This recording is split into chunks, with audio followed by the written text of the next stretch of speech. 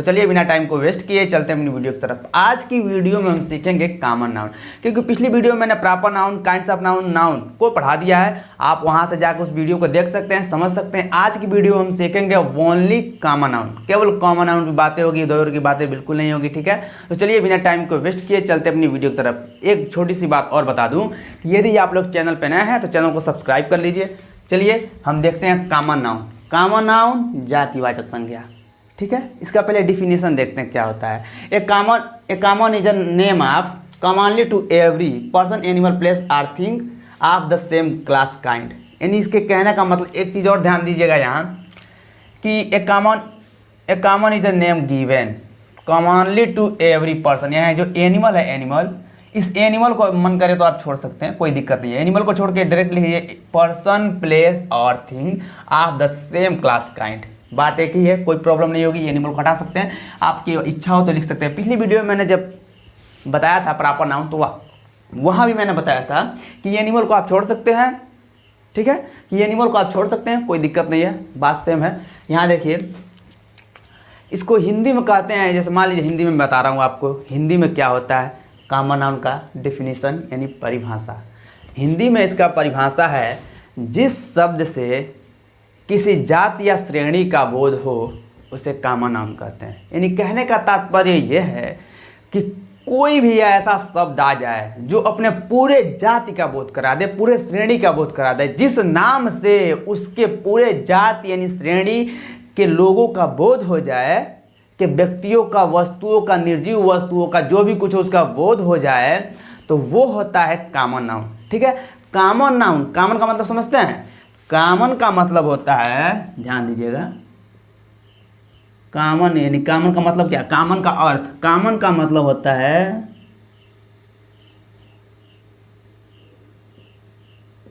Shared by all of the same group.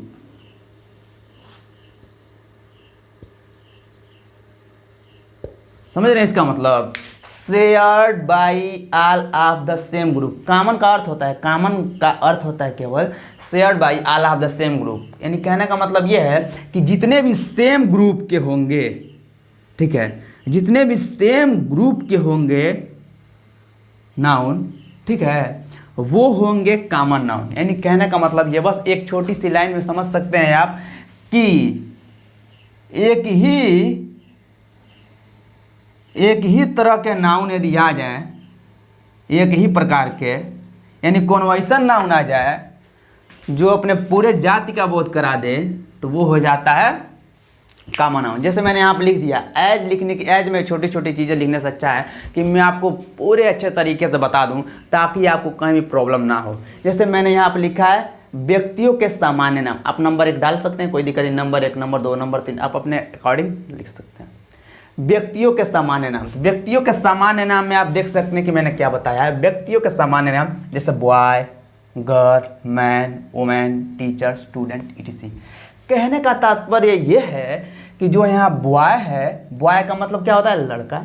और लड़का जो है वो अपने पूरे जाति का बोध करा रहा है। ऐसा थोड़ी ना है कि मैंने यहाँ लिखा है राम, तो राम से हम जानते हैं कि केवल राम की बात हो रही है, तो राम हो जाता है प्रॉपर नाउन। ठीक है, लेकिन यहाँ तो है बॉय। बॉय तो जैसे मान लीजिए कि जो भी लड़के हैं उनको बॉय कहेंगे, सीधी सी बात। तो जो बॉय है वो अपने पूरे जाति यानी श्रेणी का बोध करा दे रहा है, इसलिए ये है यहाँ पे कॉमन नाउन। वैसे ही गर्ल, जो गर्ल है, लड़की शब्द है, भी अपने पूरे जाति का बोध करा रही है। वैसे women, man, teacher, student, etc। जो टीचर हैं, किसी का नाम तो होता नहीं है टीचर। जो टीचर हैं, टीचर का मतलब होता है अध्यापक, अध्यापक। स्टूडेंट का मतलब होता है विद्यार्थी। यानी जो टीचर हैं वो टीचर अपने पूरे जाति का बोध करा रहे हैं, टीचर। ठीक है, वैसे स्टूडेंट हैं, उस स्टूडेंट भी अपने पूरे जाति का बोध करा रहे हैं। ठीक है, इसीलिए ये है कॉमन नाउन। वैसे यहाँ देखिए, अब संबंधियों के सामान्य नाम। अब संबंधियों के सामान्य नाम से मदर, मदर का एक बात ध्यान दीजिएगा, बच्चे तो वही सब खूब बढ़िया जानते हैं। व्यक्तियों का सामान्य नाम अही नीचवा भी लिखवाए हैं, सब भी देखना, मज़ा आ जाएगा तुम लोगों को, ध्यान से देखो। है पर दूसरा क्या है? संबंधियों के सामान्य नाम। अब संबंधियों के सामान्य नाम में क्या? Mother, father, brother, sister, uncle, aunty, समझ रहे हैं, नेफ्यू, नीस, ये जितने भी हैं, यानी संबंधियों के यदि नाम आ जाए तो वो हो जाते हैं कॉमन नाउन। ठीक है, ध्यान से देखिएगा। अगला देखिए, पशु पक्षी कीट आदि के सामान्य नाम। पशु पक्षी कीट आदि के सामान्य नाम। अब देखिए जैसे काऊ हो गया, एक पशु है, ये कॉमन नाउन है। डॉग हो गया, पशु है, कॉमन नाउन है। पालतू पशु हो कोई फर्क नहीं पड़ता, पालतू हो, समझ रहे हैं, पालतू जंगली कोई भी पशु हो कोई दिक्कत नहीं है। लेकिन आप यहाँ पे देखिए, यहाँ पे मैंने लिखा है काऊ, डॉग। आपको इच्छा करे तो टाइगर लिख लीजिए, लायन लिख लीजिए, एलिफेंट लिख लीजिए, हैना लिख लीजिए, ठीक है, जयकाल लिख लीजिए, जो मर्जी आप लिख सकते हैं। बस वो जो शब्द हो वो अपने पूरे जाति का बोध कराए तभी वो कॉमन नाउन होगा, अन्यथा नहीं। अब देखिए यहाँ बताया जा रहा है काऊ। काऊ जो है गाय, गाय अपने पूरे जाति का बोध करा रही है, इसलिए ये है common noun. Dog, cat, rat, and, crow, snake, etc, ये सब जो मैंने यहाँ पे लिखा है सब कॉमन नाउन है, ठीक है। आगे देखिए स्थानों के सामान्य नाम। स्थानों के सामान्य नाम है, मैं जिसमें कह दूँ गोरखपुर, दिल्ली, मुंबई, लखनऊ, तो ये कॉमन नाउन नहीं है, ये होते हैं प्रॉपर नाउन। क्योंकि हमें पता चल रहा है, दिल्ली से पता चल रहा है कि दिल्ली की बात हो रही है, मुंबई से पता चल रहा है मुंबई की बात हो रही है, कोलकाता से पता चल रहा है कोलकाता की बात हो रही है, तो वो कॉमन नाउन नहीं है, वो हो जाता है प्रॉपर नाउन, क्योंकि वो खास नाम हो जाता है। लेकिन हमको बताना है सामान्य नाम। जैसे मान लीजिए स्थानों के सामान्य नाम मैंने लिखा है विलेज, टाउन, सिटी, कंट्री। इसका मतलब समझिए, विलेज, विलेज मतलब गांव।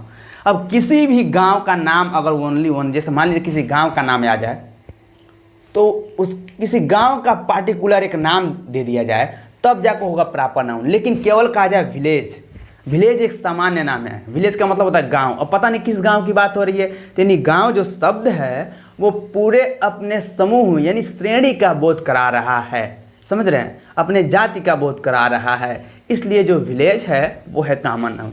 सेम कंडीशन वही है टाउन के साथ, सिटी के साथ, कंट्री के साथ, समझ रहे हैं, ये सब कॉमन नाउन है, इटीसी।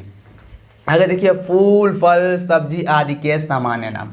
इसमें क्या है, मैंगो, ऑरेंज, लोटस, रोज, टोमेटो, पोटैटो, ब्रिंजल, आपको जो मर्जी वो लिख सकते हैं। फूलों में भी जो मर्जी वो लिख सकते हैं, मैं फल में भी जो मर्जी वो लिख सकते हैं, आपकी मर्जी। बस इतना समझिए कि फूल, फल और सब्जी इन तीनों का अगर सामान्य नाम आया तो वो होते हैं कॉमन नाउन, ठीक है। आगे बढ़ते हैं, शारीरिक अंगों के सामान्य नाम। शारीरिक अंगों के सामान्य नाम, इसका मतलब ये हो रहा है ना, ये जो बताया जा रहा है शारीरिक अंगों के सामान्य नाम यानी पार्ट्स ऑफ बॉडी। इतना बस समझे कि पार्ट्स ऑफ बॉडी जितने भी अंग हैं, शरीर के जो अंग हैं वो होते हैं कॉमन नाउन। जैसे मैंने यहाँ लिख दिया शारीरिक अंगों के सामान्य नाम में, हेड लिख दिया, सिर, फुट, पैर, आई, आँख, हैंड, हाथ, ईयर, कान, लेग, समझ रहे हैं, ईयर, कान, लेग, टांग, टूथ, दांत, ईटीसी। यानी कहने का मतलब यहाँ ये हो रहा है कि शरीर का कोई भी अंग आ जाए, शरीर के किसी भी अंग के नाम को हम कॉमन नाउन कहते हैं। सीधी सी बात बस समझिए कि शरीर का कोई भी पार्ट्स ऑफ बॉडी कोई भी आ जाए तो वो होता है कॉमन नाउन, ठीक है। आगे बढ़ते हैं, अगला है हमारा वस्तुओं के सामान्य नाम, ठीक है। वस्तुओं के सामान्य यानी कोई भी वस्तु, कोई चीज़ आ जाए, जैसे मान लीजिए मैं अभी लिया हूँ मार्कर, ये आ जाए, कुछ भी आ जाए, वस्तु कोई आ जाए, सीधी सी बात है, वस्तु यानी कोई चीज़ आ जाए तो उस नाम को भी कॉमन नाउन कहते हैं। जैसे वस्तु के सामान्य नाम मैंने लिखा pen, pencil, bench, desk, table, chair, bus, train, ये सब कॉमन नाउन है, ठीक है।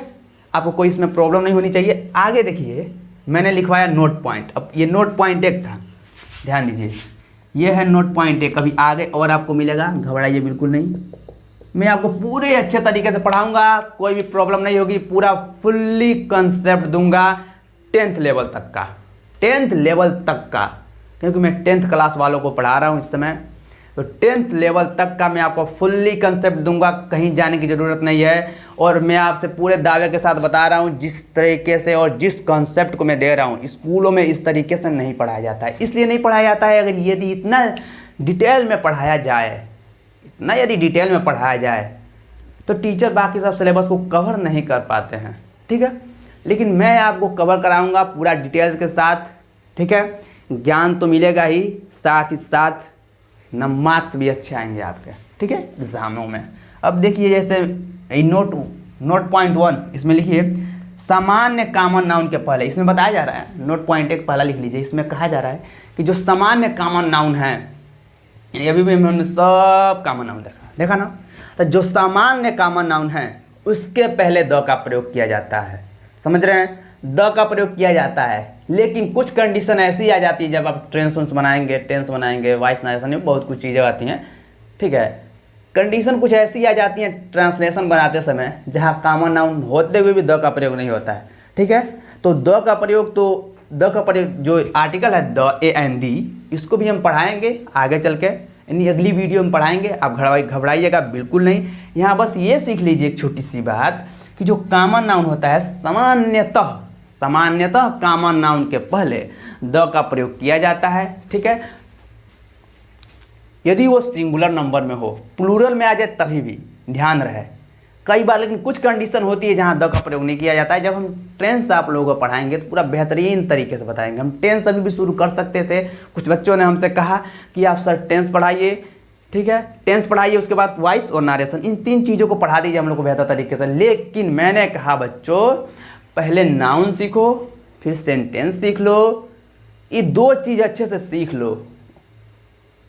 नाउन सेंटेंस वर्ब भी सीख लो, 3-4 चीज़ें हैं जो सीख लो। उसके बाद से मैं आपको जब ट्रांसलेशन पढ़ाऊंगा ना, टेंस पढ़ाऊंगा ना, तो मज़ा आएगा, और जब वॉइस पढ़ाऊंगा तो भी मज़ा आएगा, और जब और उसके बाद जब नरेशन पढ़ाऊंगा तो आपको तो मत पूछिए, मज़ा ही मज़ा।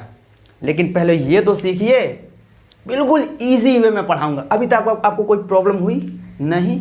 आगे बढ़ते हैं। अब इसमें मैंने बताया, देखिए जैसे एज में द डॉग के आगे द का प्रयोग हुआ है, cat the cat, boy the boy, girl the girl, etc। समझ रहे हैं? तो ठीक है, अब हम मतलब इस वीडियो में आगे बढ़ते हैं, आगे की ओर चलते हैं, ठीक है।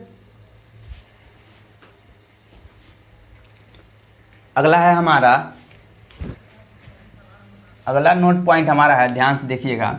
जब कलेक्टिव नाउन एक से अधिक ग्रुप प्रकट करे तो वह कॉमन नाउन हो जाता है। इसका सेंस क्या है कि यानी कलेक्टिव नाउन क्या होता है? कलेक्टिव नाउन समूहवाचक संज्ञा। अभी मैं पढ़ाया नहीं हूँ, फिर भी मैं बता दे रहा हूँ, क्योंकि बाद में वीडियो में उसी में आकर कैसे पढ़ाऊँगा, ये बता दे रहा हूँ कलेक्टिव नाउन क्या होता है।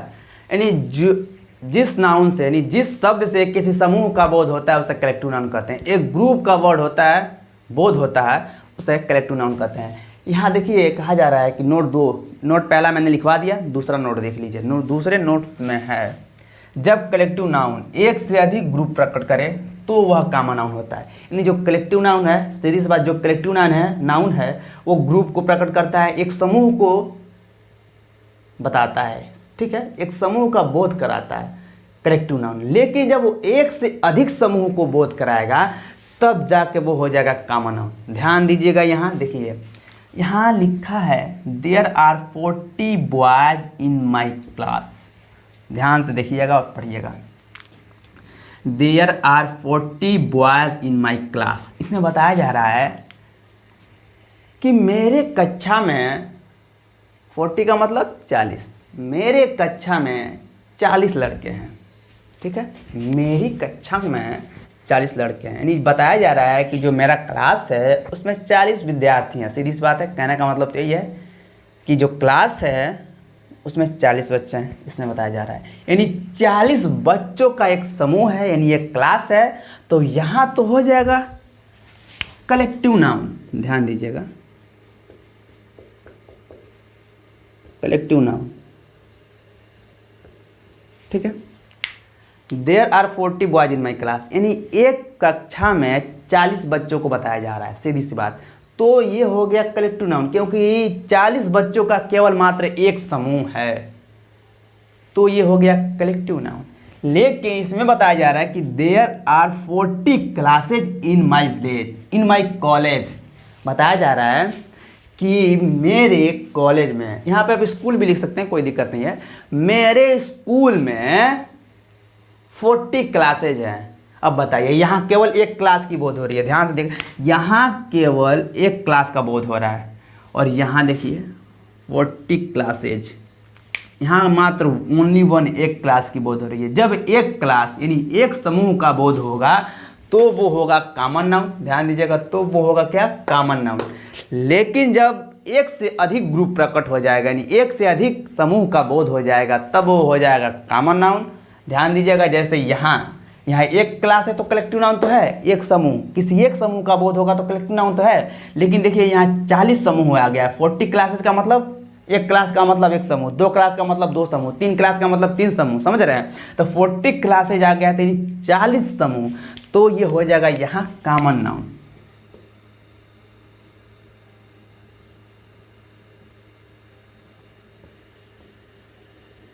ठीक है, वैसे ही अगला हमारा है, ओहो यहाँ थोड़ा सा गड़बड़ हो गया है बच्चों, ध्यान दीजिएगा। यहाँ दियर रहेगा, दो लिख दिया था मैंने।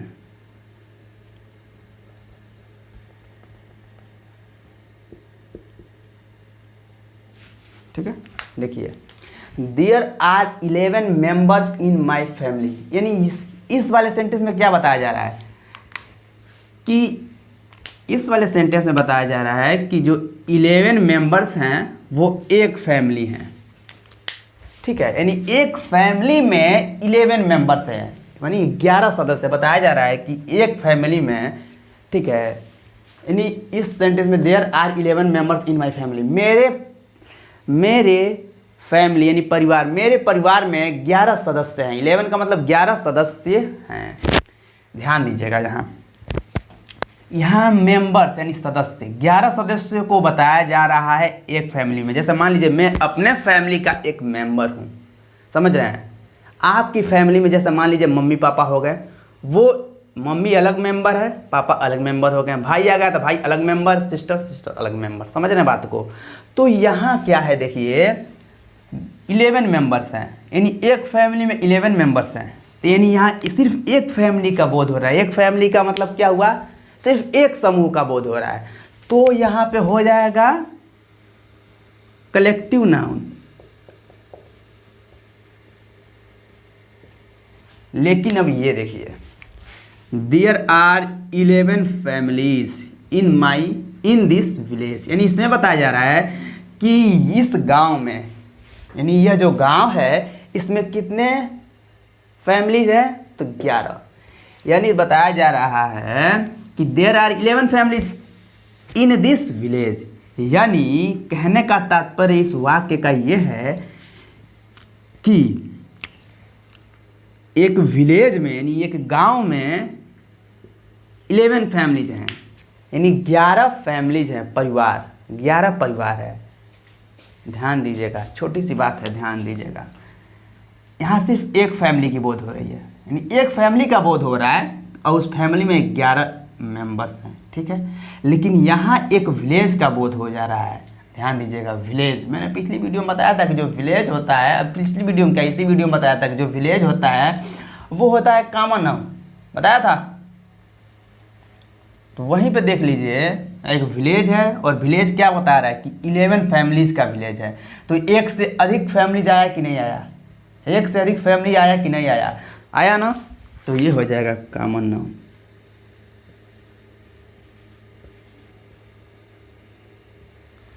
ठीक है, ध्यान से देखिएगा। और एक बात और आपसे बता दूं कि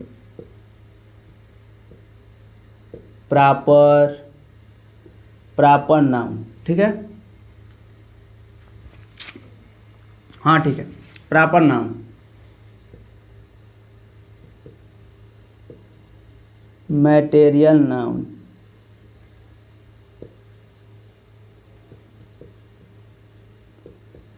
अब्स्ट्रैक्ट नाउन, ये तीन चीजों का पहले आर्टिकल ए एंड दी आ जाए तो भी वो कॉमन नाउन हो जाता है। लेकिन कुछ कंडीशनों में ये ऐसा नहीं होता है। ठीक है, कुछ कंडीशनों में ऐसा नहीं होता है कि प्रॉपर नाउन, कलेक्टिव नाउन और abstract noun, proper noun, material noun, abstract noun के पहले ए एंड दी आ जाए तो कॉमन नाउन होता है, और कुछ कंडीशनों में नहीं भी होता है। समझ रहे हैं, इंग्लिश में बहुत अपवाद है, बातों को समझ रहे होंगे आप। तो चलिए अब हम अगले नोट की ओर चलते हैं, यानी तीसरा नोट पढ़ा देंगे, ये वीडियो यहीं समाप्त हो जाएगा। ठीक है, तो वीडियो स्क्रीनशॉट ले लीजिए आप।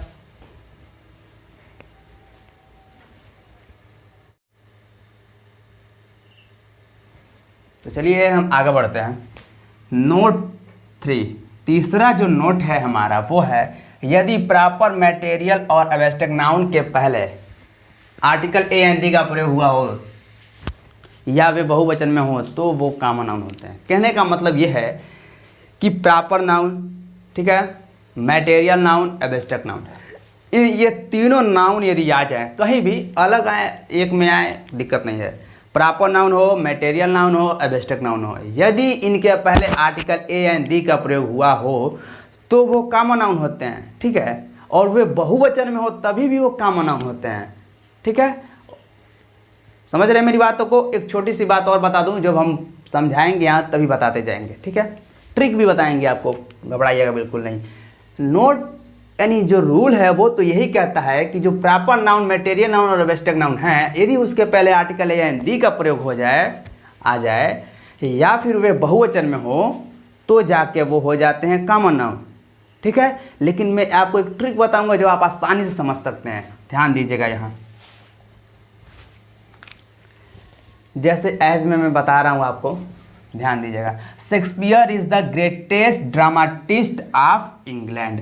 इस वाक्य में क्या बताया जा रहा है कि Shakespeare is the greatest dramatist of England, यानी जो शेक्सपियर थे वो इंग्लैंड के ड्रामाटिस्ट थे, यानी नाटककार थे। इसमें बताया जा रहा है कि जो शेक्सपियर है ना, शेक्सपियर कौन थे? इंग्लैंड के ड्रामाटिस्ट थे। इसमें यही ना बताया जा रहा है कि शेक्सपियर जो हैं वो इंग्लैंड के ड्रामाटिस्ट हैं। लेकिन ध्यान दीजिएगा, ये शेक्सपियर हैं इंग्लैंड के ड्रामाटिस्ट, तो ये हो गया प्रॉपर नाउन। समझ रहे बातों को? तो ये है प्रॉपर नाउन शेक्सपियर, यहाँ प्रॉपर नाउन होंगे क्योंकि ये इंग्लैंड के ड्रामाटिस्ट हैं। बात तो सही है। और इसमें बताया जा रहा है कि Kalidas is the Shakespeare of India. इसमें क्या बताया जा रहा है? जो कालिदास हैं वो शेक्सपियर हैं, लेकिन कहाँ के? तो इंडिया के। इसमें क्या बताया जा रहा है कि जो शेक्सपियर हैं, शेक्सपियर वो इंग्लैंड के नाटककार थे, नाटककार हैं। इस समय तो नहीं है भाई, सीधी सी बात है। तो इंग्लैंड के नाटककार थे। लेकिन यहाँ देखिए जो कालिदास हैं, इसमें बताया जाए Kalidas is the Shakespeare of India. Kalidas Bharat के शेक्सपियर हैं, ठीक है। इसमें बताया जा रहा है। अब शेक्सपियर शब्द से क्या तात्पर्य है? सारा फोकस हमारा शेक्सपियर पे है, ध्यान दीजिएगा। शेक्सपियर शब्द से हमें क्या पता चल रहा है? जो यहाँ शेक्सपियर है ये बता रहा है एक नाम, वो शेक्सपियर, उनका नाम था शेक्सपियर, ध्यान रखिएगा। जो इंग्लैंड के ड्रामाटिस्ट थे, एक महान ड्रामाटिस्ट थे, नाटककार थे, उनका नाम था शेक्सपियर। और उनकी तुलना, यानी उनको शेक्सपियर के नाम से जाना जाता था, सीधी सी बात है। और उनकी तुलना हम कर दे रहे हैं अपने भारत के कालिदास से, समझ रहे हैं? तो Kalidas is the Shakespeare of India, कि मतलब जो कालिदास हैं वो हमारे भारत के शेक्सपियर हैं, यानी इनके नाम को हम कालिदास का नाम दे रहे हैं, समझ रहे हैं? यानी इनके गुणों की तुलना हम कालिदास के गुणों से कर दे रहे हैं, तो ये हो गया कॉमन नाउन, समझ रहे हैं? और ट्रिक यही है कि यदि किसी की गुणों की तुलना, गुण, दोष, दशा, यानी जो भी कुछ हो, उसकी किसी की तुलना किसी दूसरे से कर दी जाए तो वो कॉमन नाउन होता है। तो इसलिए ये जो थे, Shakespeare is the greatest dramatist of England, तो ये है प्रॉपर नाउन। लेकिन यहाँ देखिए Kalidas is the Shakespeare of India, यानी जो कालिदास है उनकी तुलना शेक्सपियर, इंग्लैंड के शेक्सपियर से किया जा रहा है और बताया जा रहा है कि भारत के शेक्सपियर हैं, तो ये हो गए कॉमन नाउन, समझ रहे हैं? यानी इनकी तुलना की जा रही है शेक्सपियर से, इंग्लैंड के शेक्सपियर से, इसलिए ये यहाँ हो गया कॉमन नाउन। समझ में आया कि नहीं आया? दूसरा देखिए, Napoleon was a great soldier. Napoleon was a great soldier, बताया जा रहा है कि जो नेपोलियन है वो एक महान योद्धा है। सोल्जर का मतलब क्या होता है? सैनिक, महान सैनिक। Napoleon was a great soldier, जो नेपोलियन है वो एक महान सैनिक है, समझ रहे हैं? और जो ये है प्रॉपर नाउन, क्योंकि जो नेपोलियन वास्तव में जो था वो सच में एक महान सैनिक था, तो इसीलिए ये एक प्रॉपर नाउन है। क्योंकि यहाँ नेपोलियन तो है और ये नेपोलियन का गुण भी है, समझ रहे हैं? ये गुण तो ही तो है, सोल्जर ग्रेट, महान सैनिक था, ठीक है। नेपोलियन जो था वो महान सैनिक था, तो ये तो बात सत्य है, नेपोलियन की बात हो रही है, नेपोलियन की बात नेपोलियन को ही बताया जा रहा है, तो यह है प्रॉपर नाउन। लेकिन यहाँ देखिए, यहाँ बताया जा रहा है Samudragupta was the Napoleon of India. अब देखिए, अब समुद्रगुप्त को भारत का नेपोलियन बताया जा रहा है कि नेपोलियन है, लेकिन कहाँ के? भारत के। जो समुद्रगुप्त हैं वो नेपोलियन के भारत थे, भारत के नेपोलियन थे, समझ रहे हैं? तो यानी समुद्रगुप्त की तुलना नेपोलियन से कर दी जा रही है, नेपोलियन के गुणों से कर दी जा रही है, यानी नेपोलियन के महान होने से कर दिया जा रहा है। तो ये हो गया कॉमन नाउन। मैंने बताया था ना अभी कि यदि किसी व्यक्ति की गुणों की, दोषों की या दशा कुछ भी हो, उसकी तुलना किसी अन्य व्यक्ति से कर दी जाए तो वो वहाँ हो जाता है वो कॉमन नाउन। रूल, लेकिन देखिए नोट हमारा जो ये लिखवाया हूँ मैं, रूल तो यही कहता है, ध्यान दीजिएगा, रूल यही कहता है, लेकिन इससे आप बेहतर समझ नहीं पाएंगे, इसलिए मैंने एक ट्रिक का उपयोग किया, आप ऐसे समझिए। तीसरा देखिए बताया जा रहा है क्या? Fish is a good fish food. Fish is a good food, यानी जो मछली है वो एक अच्छा भोजन है, ठीक है। तो यहाँ क्या है? जो फिश है वो एक मैटेरियल नाउन है, ध्यान दीजिएगा। नहीं, ध्यान दीजिए, फूड क्या होता है?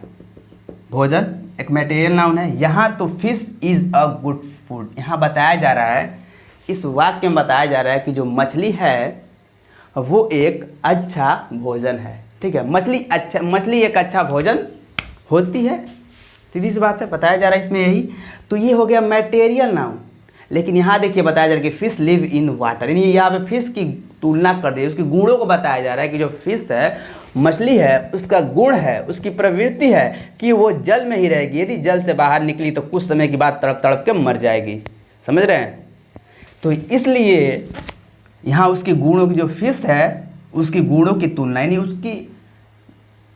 इसके बारे में बताया जा रहा है कुछ कि वो वाटर में रहती है, यानी पानी में रहती है, तो इसलिए ये हो गया कॉमन नाउन। बात को समझ रहे हैं? आगे देखिए, Switzerland is full of natural beauty, यानी जो स्विट्जरलैंड की जो ब्यूटी है वो नेचुरल है। इसमें क्या बताया जा रहा है कि जो स्विट्जरलैंड की ब्यूटी है वो नेचुरल है, तो ये हो गया एब्स्ट्रैक्ट नाउन। लेकिन यहाँ देखिए ब्यूटी क्या है, सीधी सी बात, ब्यूटी क्या है? Abstract noun. अभी तो आगे बढ़ाऊंगा तो सब बताऊंगा, अभी तो ये कॉमन नाउन चल रहा है। आगे देखिए, Switzerland is full of the beauties of nature, यानी जो स्विट्जरलैंड की फुल ब्यूटी है वो नेचर की ही है। इसमें बताया जा रहा है, उसकी तुलना यहाँ बताया जा रहा है कि नेचुरल ब्यूटी है। जो स्विट्जरलैंड की ब्यूटी है, सुंदरता है, फुल ब्यूटी, पूरी सुंदरता जो है वो नेचुरल है, प्राकृतिक है। और यहाँ बताया जा रहा है कि जो स्विट्जरलैंड की फुल ब्यूटी है वो नेचर की है, समझ रहे हैं? यानी नेचर, यहाँ देखिए ये नेचुरल है, ध्यान दीजिएगा, नेचुरल ब्यूटी है वहाँ की। और यहाँ स्विट्जरलैंड की फुल ब्यूटी क्या है? नेचर बताया जा रही है, यानी नेचर से है उसकी फुल ब्यूटी। समझ, सीधी सी बात है। तो ये हो गया कॉमन नाउन। बात को समझ रहे हैं? तो इसी के साथ हम अपने इस वीडियो को समाप्त करते हैं, क्योंकि आपका ये टॉपिक कॉमन नाउन यहीं समाप्त होता है। इसमें अब कहीं से कोई प्रॉब्लम आपको नहीं होनी चाहिए, जो भी था मैंने आपको सब पढ़ा दिया। अब मिलते हैं नेक्स्ट वीडियो में कलेक्टिव नाउन के साथ, ठीक है? तब तक के लिए जय हिंद दोस्तों।